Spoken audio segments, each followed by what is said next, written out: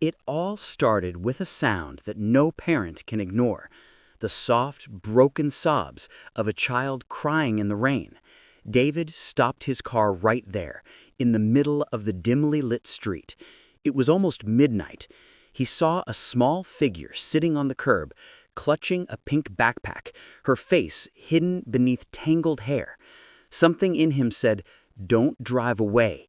He didn't know that this one moment, this single act of kindness, would bring someone powerful, someone unexpected, to his door just hours later. Friends, what would you do if you found a lost little girl crying alone at night? David was a single father, a man who knew what fear in a child's eyes looked like. His son, Ethan, was asleep at home, dreaming peacefully. But out here, this stranger's little girl was shivering, scared, and alone. He took a deep breath, stepped out, and walked slowly toward her. David's life was simple but heavy with quiet battles. He worked double shifts as a mechanic just to pay rent. His hands were always covered in grease, his back always aching. Ever since his wife passed away 2 years ago, he'd been both mother and father to Ethan. The two of them lived in a tiny apartment on the edge of town, small but full of laughter. Every morning, David would make pancakes shaped like dinosaurs just to make Ethan smile. Every night, he'd tell him stories about bravery and kindness, stories he wished someone had told him when he was a child. People in the neighborhood called him the quiet helper. If someone's car broke down, he was there. If an elderly neighbor needed groceries, he'd show up without being asked. He didn't have much money, but he had a heart that never stopped giving. That night, he was driving home from work, exhausted but content, when fate placed that crying girl in his path. "Hey there, are you okay?" David's voice was soft, careful. The girl flinched at first, then looked up. Her eyes were wide and red from crying. I can't find my mommy," she whispered, clutching her backpack tighter. David kneeled down, leveling herself with her small frame. "It's all right. You're safe now. What's your name?" "Lily," she said between hiccups. "Mommy was on the phone, and then I looked at the puppies in the pet shop and she was gone." David's heart broke a little. He glanced around. Empty streets, no sign of anyone searching. The rain was coming down harder now. "All right, Lily, let's get you somewhere warm, okay?" He opened his car door gently, wrapped his old jacket around her, and turned on the heater. Inside, the soft hum of the car filled the silence. Lily sniffled, wiping her nose with her sleeve. "You have kids?" she asked quietly. "Yeah," David smiled. "A boy. He's 7. Just like you, maybe?" "I'm 6, she said proudly, her tears slowly drying. "Does your boy like puppies too?" David chuckled. "Oh, he loves them, but I can't afford one yet. Maybe one day." Little did he know this small, innocent conversation would echo back into his life in ways he could never imagine. They stopped at a nearby diner. David bought Lily a hot chocolate and fries. Not much, but enough to bring a smile back to her face. She told him about her school, her favorite cartoons, and her mom, a busy lady who's always on the phone. David listened, nodding, smiling, but part of him hurt for the little girl. No child should feel forgotten, not even for a moment. When they finished eating, David called the local police station to report a lost child. He gave his name and address, explaining that he'd keep her safe until someone came. An officer told him that they were already searching. A wealthy woman downtown had reported her daughter missing an hour ago. David's heart eased a little. "Hear that, Lily? They're coming for you soon." She beamed, her cheeks glowing again. "Thank you, mister." He drove her home, humming softly to keep her calm. When they reached his apartment, he didn't want to leave her alone in the car, so he brought her inside, handed her a towel, and made her some warm soup. The clock struck midnight. Ethan stirred in his room, came out rubbing his eyes. "Dad, who's she?" "This is Lily. She's lost. We're helping her until her mom gets here." Ethan nodded, sleepy but kind. Hi, Lily." The two kids shared shy smiles, and just like that, the night felt less heavy. Around 1 a.m., a sharp knock rattled the door. David opened it and froze. Standing there was a woman in an elegant black coat, her eyes blazing with panic and relief. Behind her stood two police officers. "Lily!" she cried, rushing forward to hug the little girl.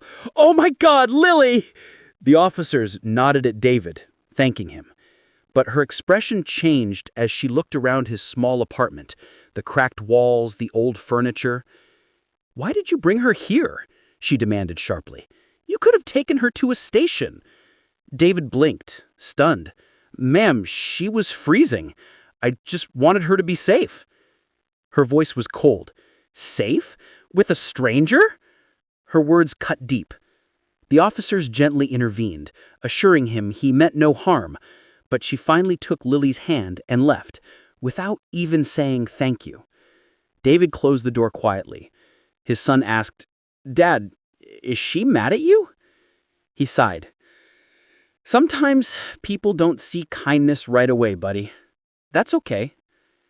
He didn't know that that wasn't the last time he'd see that woman. The next morning, life went back to normal. Or so David thought. He dropped Ethan at school and went to the garage, his mind still replaying the night before. Who was that woman? Her clothes, her car, the way the officers respected her? She seemed important. But her anger puzzled him. Why couldn't she see that he'd just tried to help? By noon, the answer knocked on his door again. Literally. When David returned home from work, a black SUV was parked outside his building. Standing beside it was the same woman, now calm, composed, and visibly uncomfortable. "Mr. Miller?" she asked quietly. "Yes. I'm Emma Cole, Lily's mother." He recognized the name immediately. Emma Cole, CEO of a major real estate company. Her face was often on billboards across town. "I owe you an apology," she said quietly. "I spoke out of fear last night. I shouldn't have assumed." David blinked. All right. Any parent would panic. But Emma didn't leave. Her eyes wandered around his apartment again, this time not with judgment, but curiosity. "You live here with your son?" "Yes, ma'am. It's small, but we manage." There was a pause. Then she asked, almost hesitantly, "How long have you been a single father?" 2 years, he said softly. "My wife passed away in a car accident. Drunk driver." Emma's expression shifted. "I'm sorry." He nodded, trying to smile. "We're okay. We get through it together." Something about his calmness shook her. She had everything, money, power, status, yet inside she felt empty. She'd built walls so high that not even her own daughter could reach her. And last night, a stranger with nothing gave Lily warmth she hadn't in months. "I wanted to thank you properly," she said, reaching into her purse and pulling out an envelope. "Please accept this." David glanced at it, a thick wad of cash. He stepped back. "No, ma'am. I don't need money for doing what's right." Her eyes widened slightly. "You're turning it down?" "Yes," he said simply. "If my son were lost, I'd pray someone would help him too." For a long moment, Emma said nothing. She just looked at him, really looked at him. Then she noticed something else. On the shelf behind him was a faded photo, a younger David smiling beside a woman and a little boy. Her breath caught. "Wait, is that your wife?" David turned to look. "Yeah, her name was Sarah." "Sarah? Brown?" David frowned. "Yes, you knew her?" Emma's hand went to her mouth. "Oh my God, she once saved me." David stared, confused. Emma continued, tears filling her eyes. "Years ago, before I became who I am today, I was broke, pregnant, and scared. I collapsed outside a pharmacy. A nurse named Sarah helped me.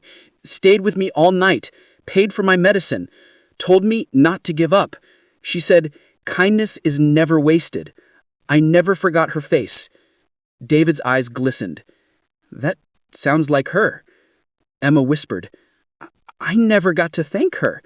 And now it feels like her kindness found me again, through you. In that moment, something unspoken passed between them, a bridge built by fate, by the echo of compassion that never truly dies. Emma sat down, tears slipping down her face. I've spent so long building walls. I thought success meant never depending on anyone. But your wife, and now you reminded me what real strength looks like. David smiled faintly. Strength isn't about how high you climb. It's about how many hands you lift along the way.